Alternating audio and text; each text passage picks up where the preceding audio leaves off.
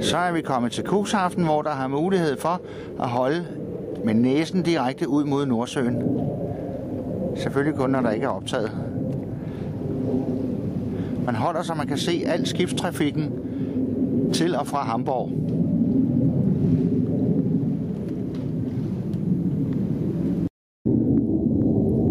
Billetterne for parkering og kurtaxe hentes i automaten. Der er differentierede priser fra 10 euro om vinteren til 13 euro i højsæsonen. Inklusiv kurtaxe for 2 personer. Så er vi kommet til Cuxhaven, hvor vi holder med næsen ud mod vandet. Vi holder 7-8 vogne her. Et pragtfuldt sted. Med en udsigt, som er helt fantastisk. Alt lyset derude over vandet kan vi jo se tydeligt.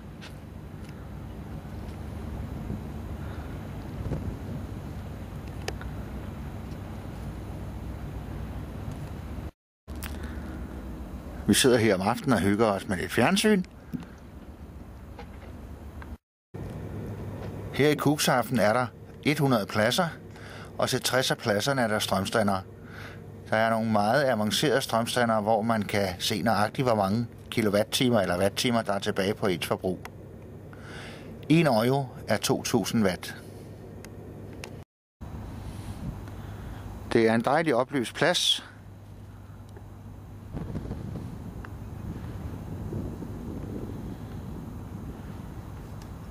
Og der er plads til, som sagt, 100 vogne.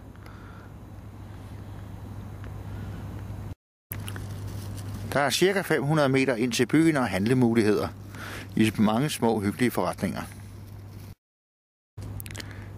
Der er fine forhold til affald, sortering som overalt i Tyskland.